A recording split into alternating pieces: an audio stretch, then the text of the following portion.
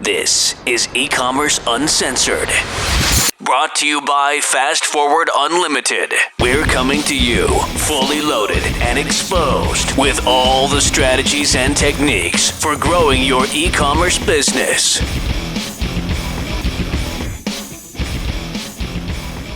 Hey everyone, and thanks for joining us on another episode of eCommerce Uncensored. This is episode number 162. My name is Kevin Merrill, and I'm here with Jason Caruso. And we have this COVID-19 remote setup here that we're not totally used to getting a handle on. We're at home and we're recording over Skype. So yeah, we got interesting audio might be a little bit different. But we have an interesting episode today. We are actually doing an interview. Yeah, which was actually perfect for this remote stuff. Yeah, right. So we're interviewing Ashley. What's her last name, Kev? Ashley Merrill from Lunya and Lago, which are two comfort-based clothing lines, which is really cool. Yeah. And the interview was interesting. It was a little bit all over the place, but you guys are really going to feel the pain that is COVID-19, because that's obviously when this is, and you're going to learn some other things. Overall starting a business and the things she went through. So a lot of good stuff in this one. But before we get into this, Kev, we have to talk about Klaviyo, our favorite growth marketing platform. And they've been really cool. I don't know if you've noticed on your Facebook, but I can't remember his name now. Cohen, we interviewed him when we were there. Jeremy Cohen? No, I can't remember his name. Anyway, he does a Brian? No, it's not Brian. Why can't I remember his name now? I don't know. Josh. Josh Cohen? Okay. Is it Josh? Whatever. It doesn't matter. He does they have like this whole survey online where they're surveying companies about how they're handling COVID and things that are happening in the market. And he shares this live video on Facebook every day of the results that they get back from the survey. So this is the kind of things that Klaviyo does. It shares this kind of information with you. So that's why we recommend them and always recommend them. Klaviyo has been really like a godsend during COVID for us. I mean, there was a couple days, before we figured out the whole COVID thing that our ads were kind of taking a shit. And man, Klaviyo picked up the slack. Yeah, email. We were killing it. So if you go to klaviyo.com/uncensored, you can sign up. You can sign up for free, up to 250 subscribers, send out some emails. Then once you love it, like we know you're going to, then you can sign up as a full member. We can't live without it. We know you guys couldn't either. Yeah, and that's KLAVIYO.com/uncensored. And that's Jake Cohen. Jake Cohen, right. So yeah, check them out. Definitely sign up and check out all their content. They got a lot of great stuff. And then our other sponsor is Brex. Brex.com, Brex.com, and they're the credit card specifically designed for e-commerce stores. And it's tough to say, but in times like this, you might need some cash flow. Yeah, and the best part about it is like they give you a 60-day float every single time you borrow money, which is unheard of. Yeah. Right? Especially in times like this, yeah. Yeah, I mean, we've been doing this ourselves. Like, do we keep something on the credit cards? Do we keep something on our credit line? Do we pay it off in cash? I mean, what do we do? And it's definitely something that, actually, Kevin, we are going to be inquiring about very soon. They do have some, they don't check your credit. They basically connect to your bank account, and they approve you or deny you on the activity in there. And obviously the business we're going to be using this for, it's only been around since September. So we are going to be reaching out to them ourselves and getting ourselves a nice credit card. Yeah, no personal guarantees, like you said, no personal credit check. It's all based on your revenue. So go to Brex.com, Brex.com, and enter code uncensored during the sign-up process, and you'll get a special $250 bonus applied to your account when you spend $1,000. So check them out. Yep. So without further ado, we have our interview with Ashley Merrill from Lunya. Founder and CEO of Lunya. I just felt like there was a big gap in the market. And so that's ultimately, the problem I started Lunya to solve. I wouldn't say we've got it all figured out, but I would definitely say we're a constant work in progress. We're very mission oriented. I talked about that. Foot in front of the other. And through your life experiences, you'll find your own way. All right, so today we are joined with Ashley Merrill, the founder of a really cool women's clothing line called Lunya. How are you doing, Ashley? Hi, I'm doing all right. And also we have a men's clothing line called Lago, which is all men's sleepwear. I did not know that. Yeah, it's really cool to have you.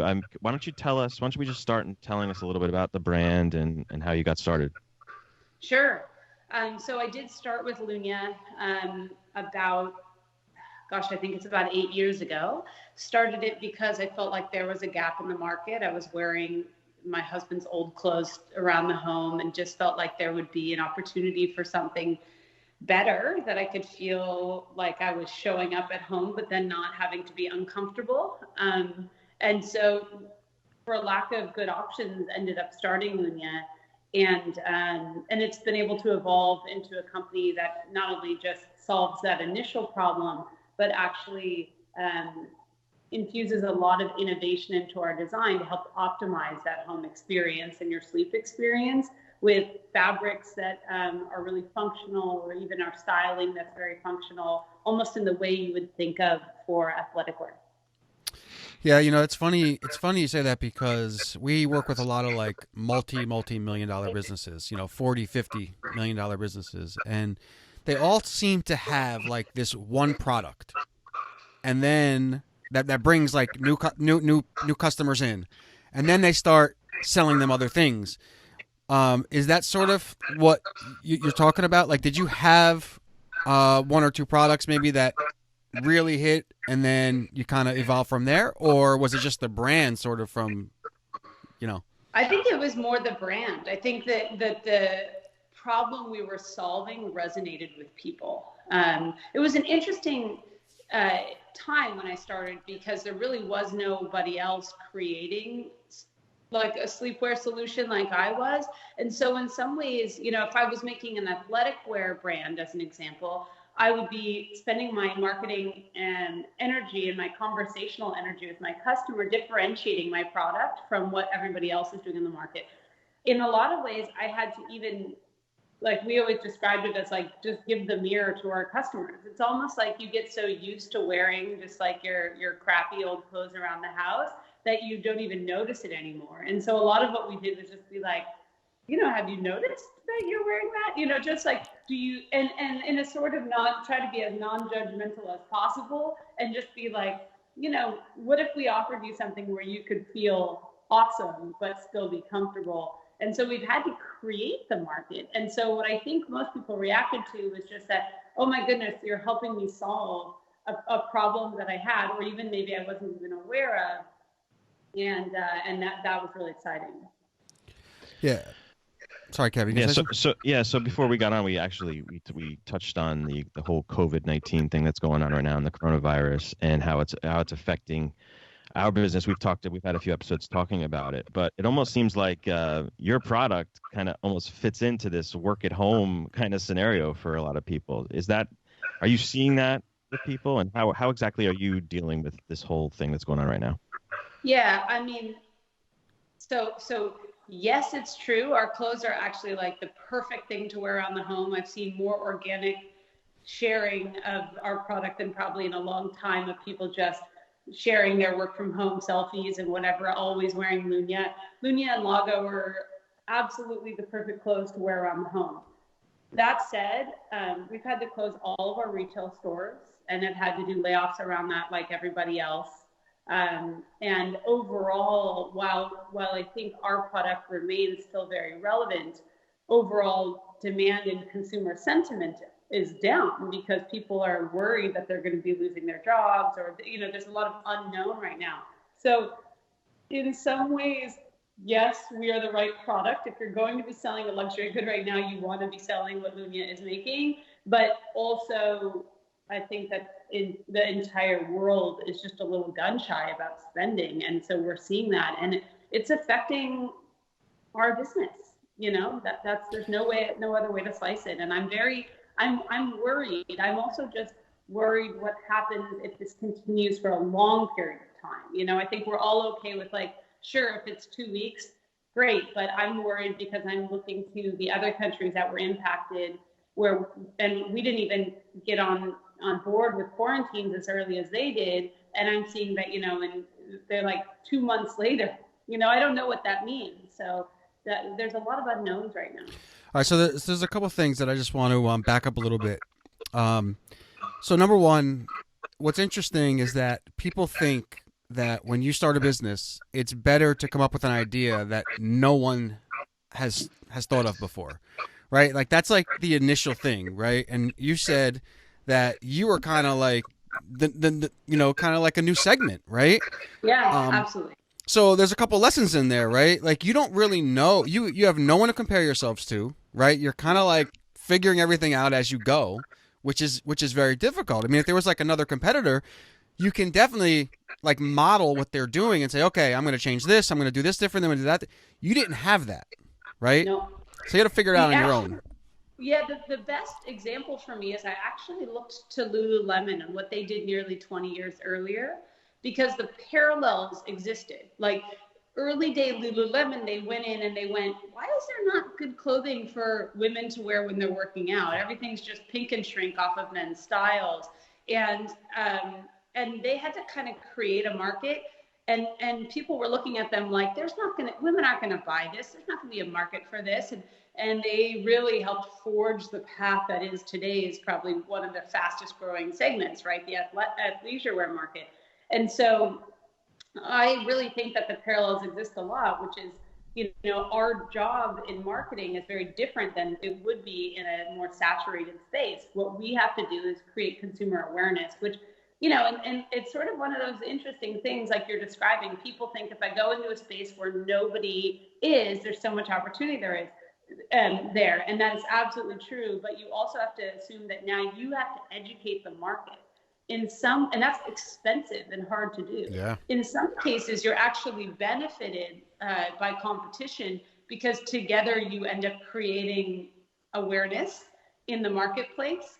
And so, one thing that was helpful was like the brands like Casper and Tuft & Needle and, all the different million mattress brands and Ariana Huffington. They all were kind of relatively around after we started, I want to say, and they really helped bring awareness to the importance of sleep and wellness in general. So even though they weren't an immediate counterpart to our business or competitor to us, it was actually sort of helpful because they were investing in that ecosystem.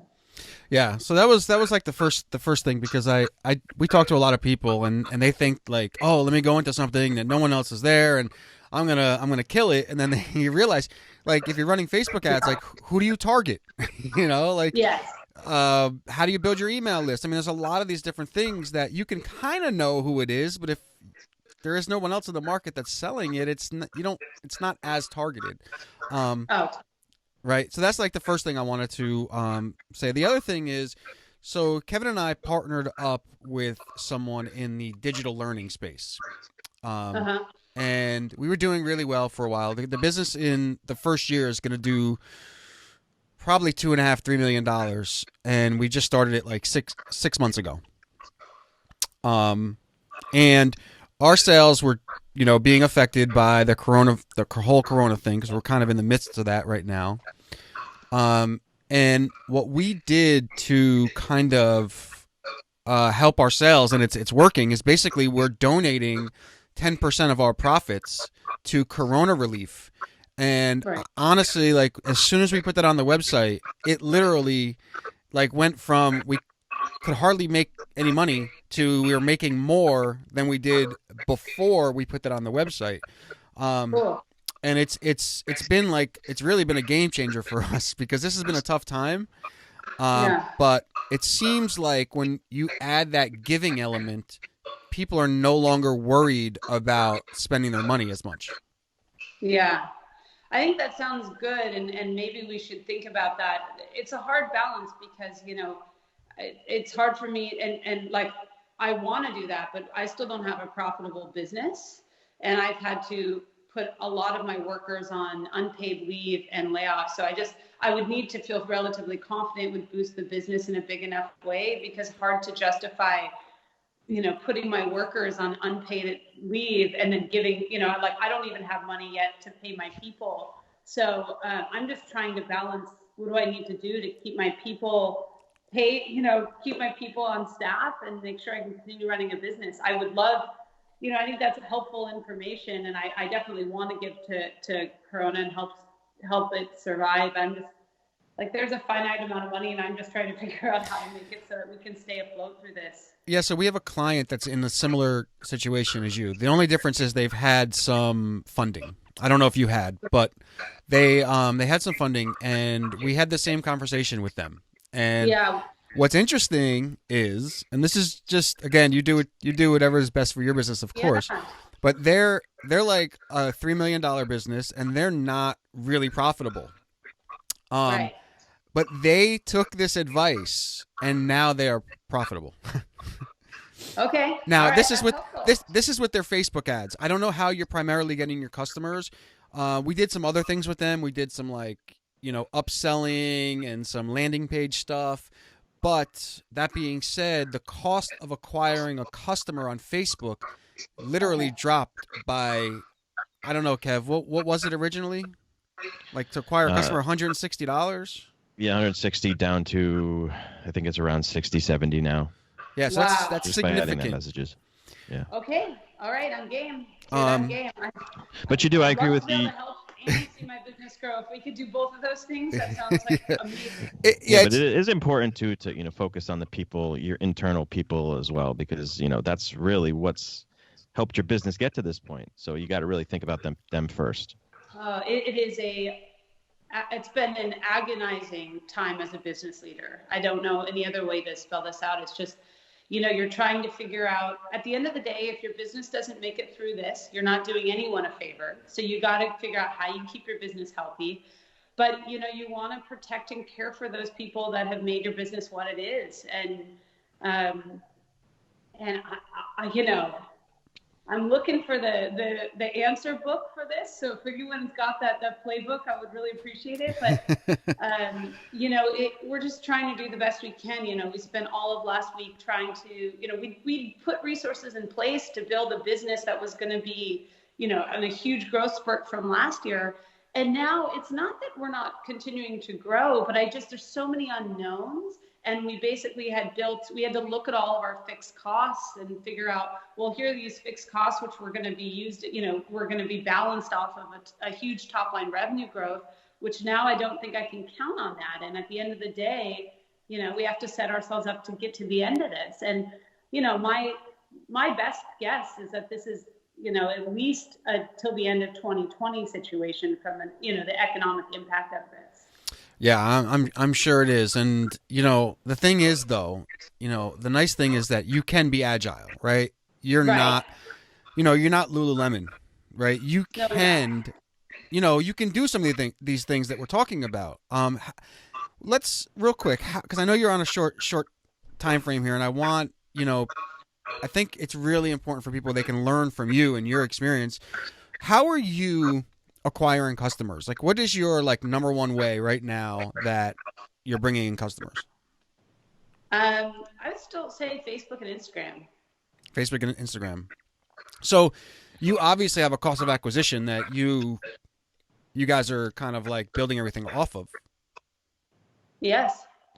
And how does that look? How does that compare to where you started? Because I know, with every business, there's that little entry level phase they have to go through, the learning and figuring out how people are going to respond. How does that compare to where you're at now?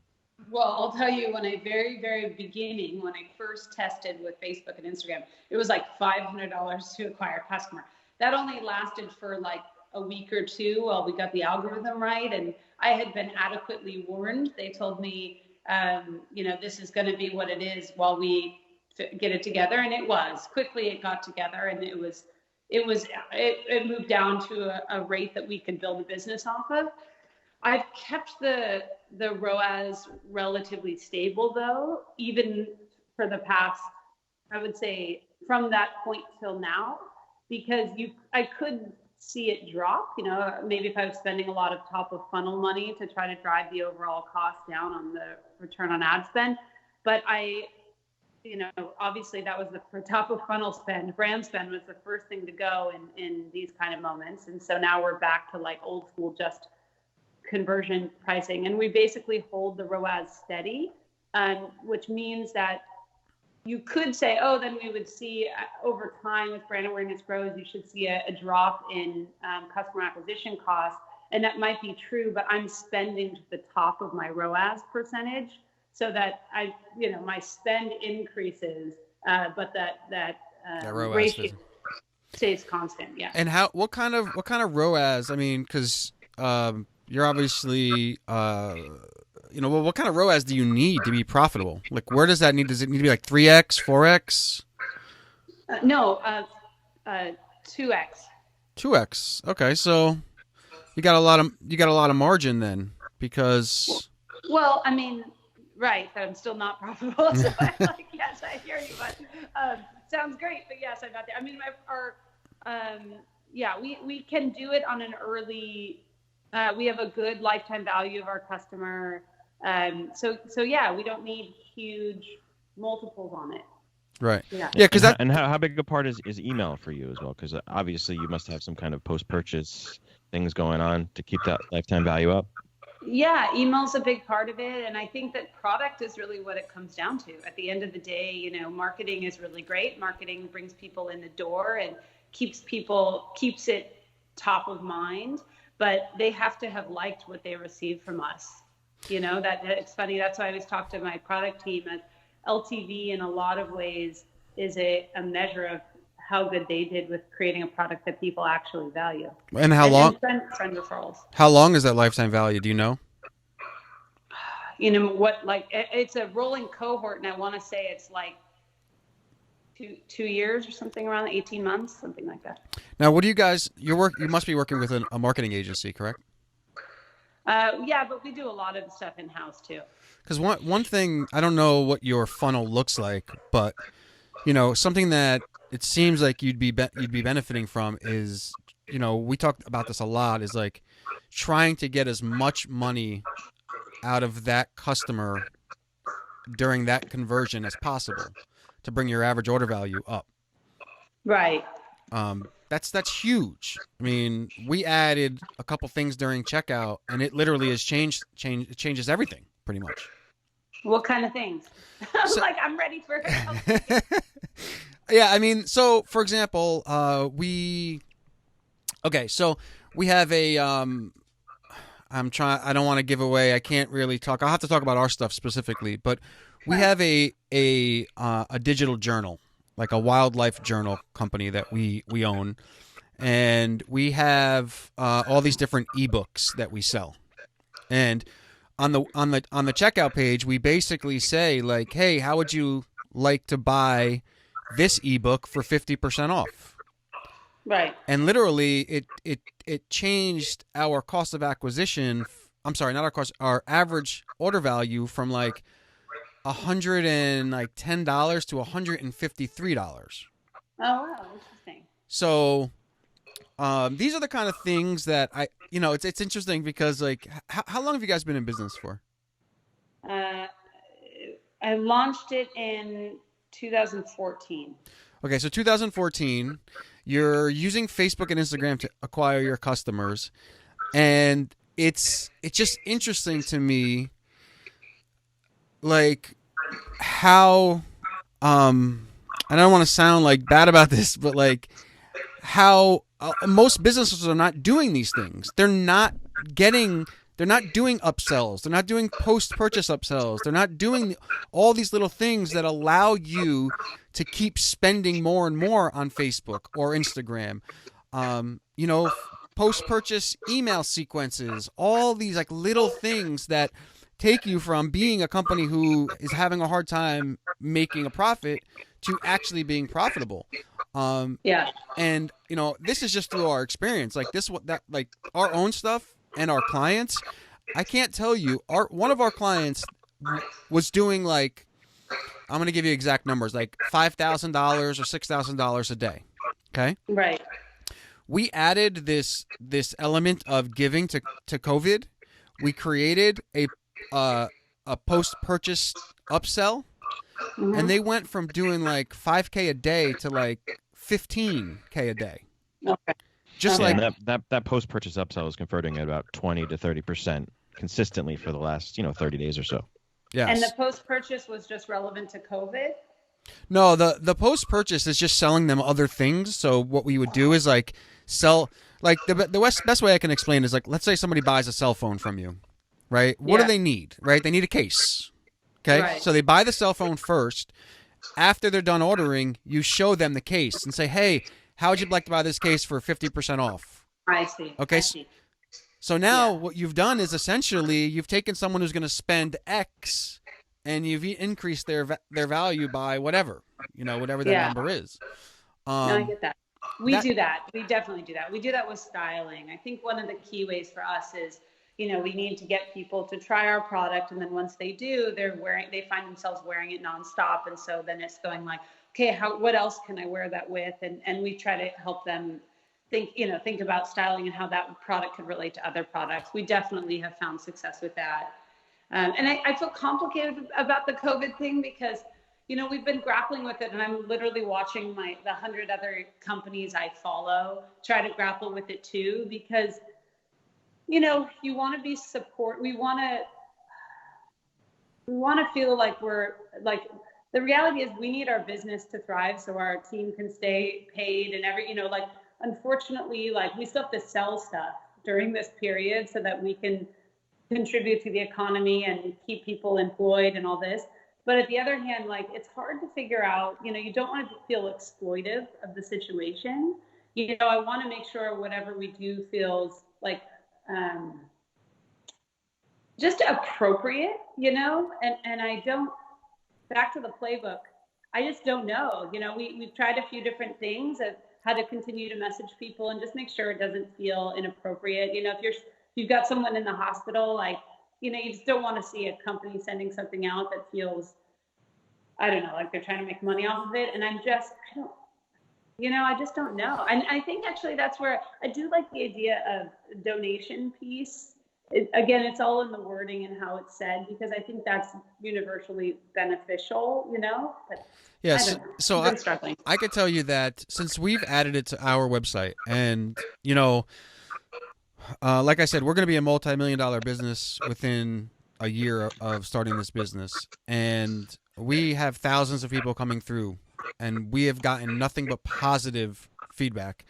Our other client who actually put it on her website, basically we just say 10% of your order is going to go, and then you add the fund that you're giving it to. 10% of your order is going to go to COVID so-and-so relief fund, and you actually name and that's it.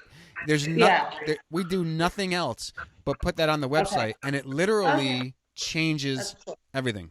I completely agree with you, Ashley, though. You definitely have to be careful. Are you okay on time? We got to wrap this up, I assume. Let me just check with this person really quick and see, because they may be delaying it. Okay. Yeah, but I was saying, I totally agree with you. You got to kind of walk that line. You definitely don't want to come across like you're trying to benefit from these things that are going on, and you have to be careful with that. Well, Kev, we had that same exact conversation with our client, and that's exactly what they were worried about. And it's the messaging of it, though. I agree with you. It's helped, but it's the messaging that you have to deliver it a certain way. Yeah, exactly. The nuance of all these things is the tricky part. But I like the idea of it. I think that sounds great. And yeah, I mean, at the end of the day, it feels cold because we're like, I still need to make money. But you realize in times like these how important the economy is in keeping everybody, able to pay their rent. It's like, the growing businesses are what enable us to live lives, pay for food and everything like that. So, I'm grappling with it, as you can tell. See, it's interesting because, we, the way that we look at it, like, for example, right? Like, I'm not a big donator. Not that I don't want to. I'm just not. I don't like. I wish I was, but I just don't. Sure. But if I go to a website and I see that they're going to give part of my order to something so that I believe in. Like, I have no problem with that, because now I don't have to worry about it. I don't have to investigate it. As long as the company seems like it's legit, I feel good about it. And, like, for us, the numbers don't lie. I mean, we haven't had anybody complain. We haven't had anybody say anything. And we're talking like thousands and thousands and thousands of visitors. So, it's definitely something to think about. I appreciate that. Thank you. Yeah. You got something, Kevin? So what other kinds of things have you done to get to this point? I mean, have you used it seems like this could be like an influencer thing. Have you done any of that with your brand?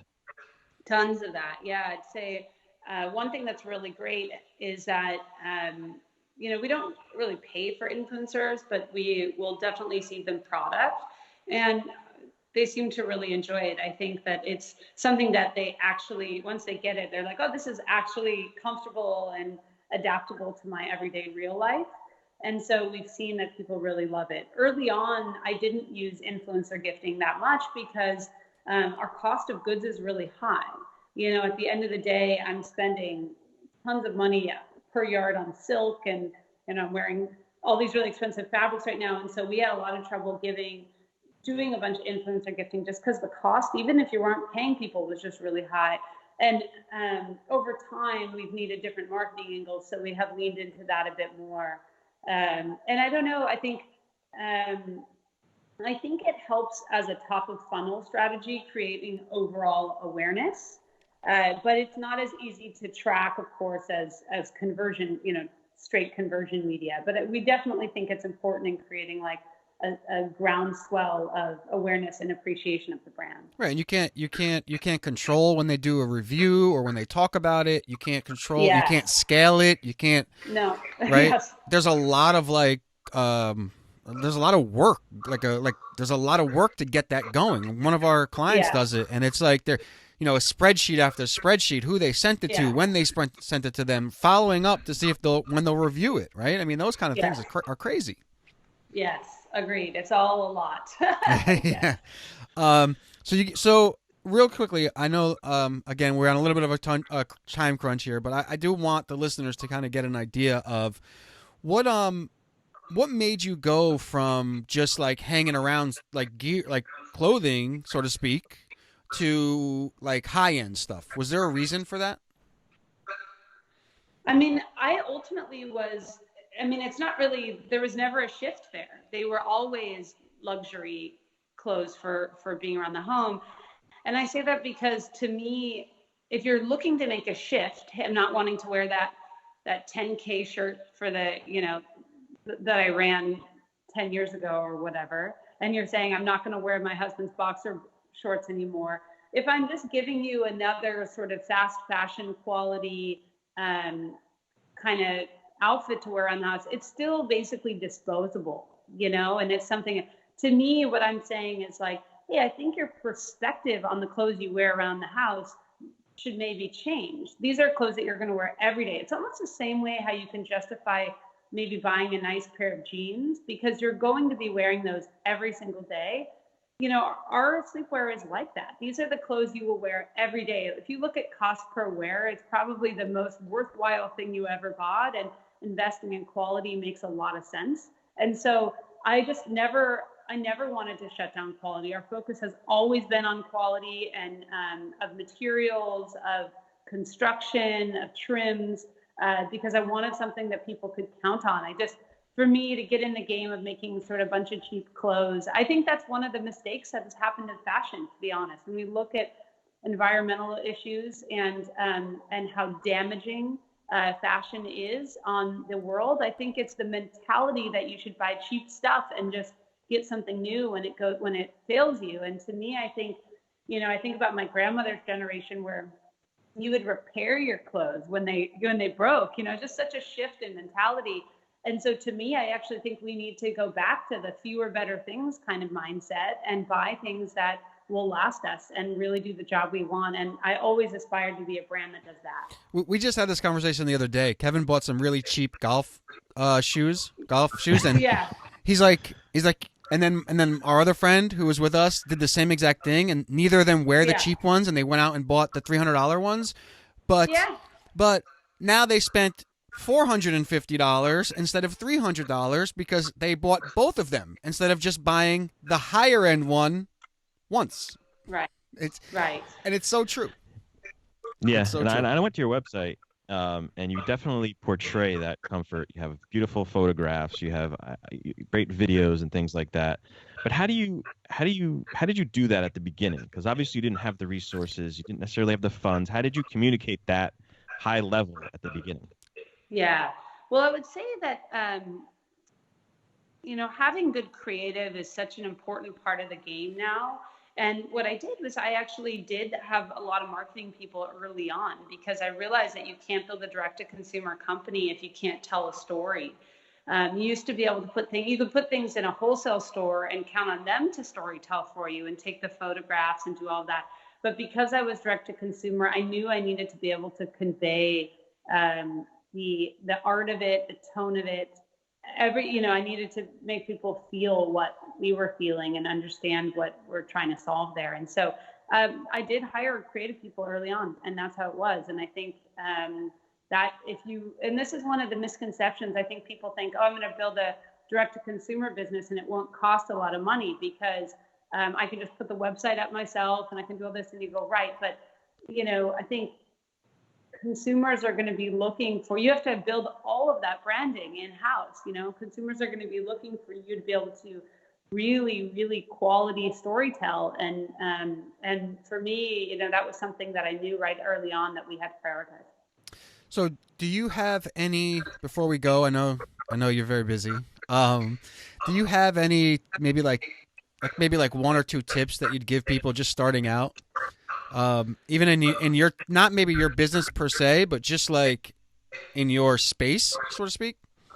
Sure.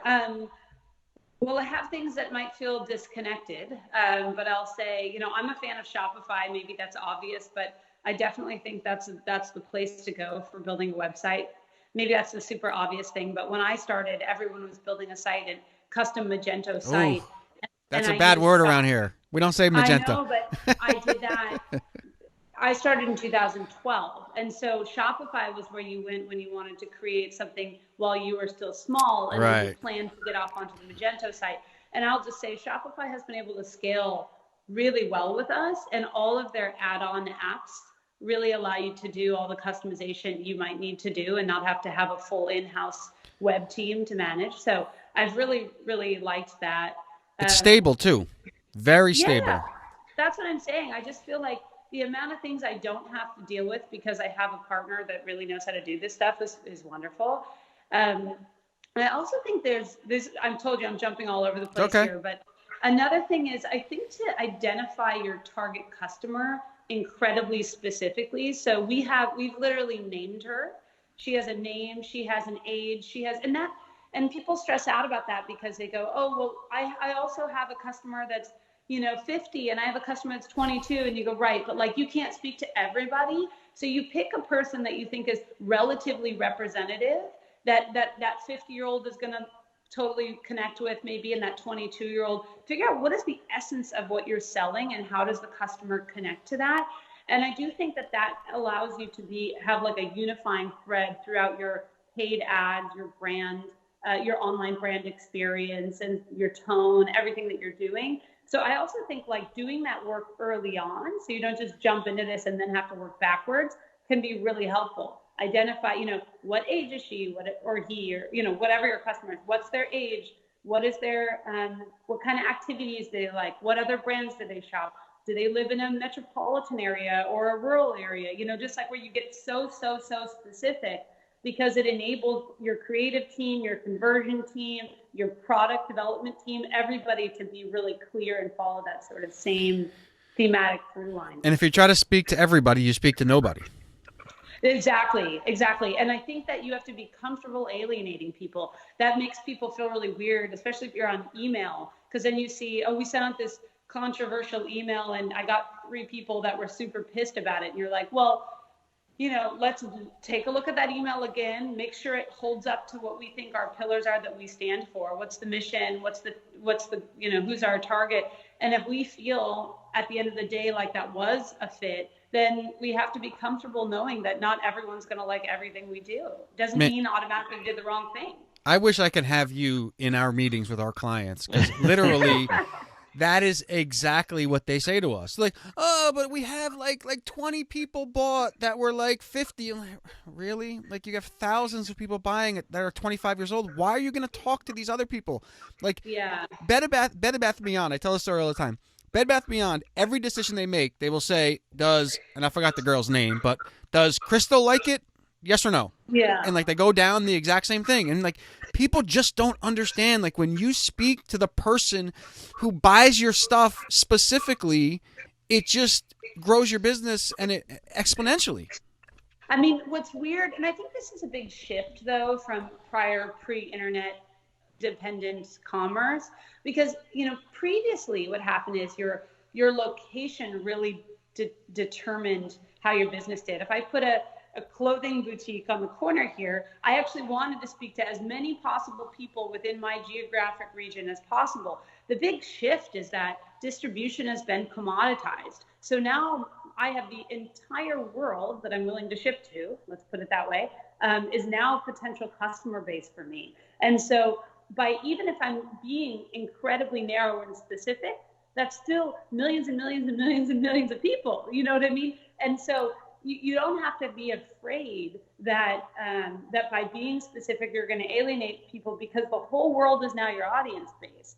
And so I think that getting really confident around that enables you to actually resonate deeply with people. Both my husband and I are entrepreneurs, and one of the things we both talk about is the importance of resonance. At the end of the day, you have to resonate with people. They have to buy what you're selling. And I don't mean that from like a marketing or from a product standpoint, I also mean that from a marketing standpoint. They have to believe in your mission, in how you talk, in what you say, in how you show up. They have to believe in that. And look, I have a minimalist aesthetic. If you're not into that, you might not like my brand.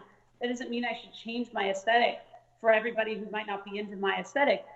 So I think it's a confidence thing. You have to get confident that there's enough of a market there to support your brand and your vision and how you're going to execute it. Okay, cool. Now, wrapping up, where can everybody find you? What's your website? Give us all that good stuff.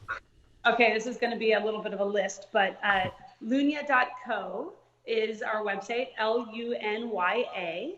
And then Logo for our men's brand is lahgo.co. And if you want to follow us on Instagram, it's just Lunya. And on Instagram is Logo for men. And if you want to follow me personally, Ashley, ASHLEY __ Merrill. My last name is spelled MERRILL. Done. Well, you got it out there. All right. That was awesome. Thank you so much, Ashley. It's been awesome having you on. We could talk forever. Yeah. Have a great rest of your day. All right, you do the same. With everything. Bye-bye. Okay. Bye-bye. Bye. That was really fun. She was great. I wish we had more time with her. I really liked her, and I thought she was fun. I really liked how real she was about her business. I wish we were a little bit more. We're working from home. Is really a tough time with COVID-19. So wish we were a little bit more structured. But she told us right when we started that she doesn't have a lot of time. So we're trying to rush through it. But it was awesome. Yeah, we got on 10 minutes late because we were working out how we're going to record, and 15 minutes because we don't usually do this. We're usually in the studio together. So she did. She was able to stay a little bit later than she had said. So that was nice that she was able to push her other stuff around a little bit. So, but she was great. I really enjoyed it, and she's deep into the marketing. It seems like so she had all the data that we wanted to, which was really cool. So I hope you guys enjoyed that. So before we go, I want to make sure you guys check out Klaviyo. Go to klaviyo.com/uncensored. That's KLAVIYO.com/uncensored for the world's best growth marketing platform. And then go over to Brex, BREX.com, and use promo code uncensored during the sign up, and you'll get hooked up with this awesome credit card specially designed for e-commerce stores. With 60-day float. Yeah, 60-day float, and you'll get that $250 bonus after you spend $1,000. Right. All right, man. You all good? Good. All right. Thank you guys so much for tuning in. This has been episode 161. And as always, you can check us out at ecommerceuncensored.com. And we'll talk to you guys real soon. Later.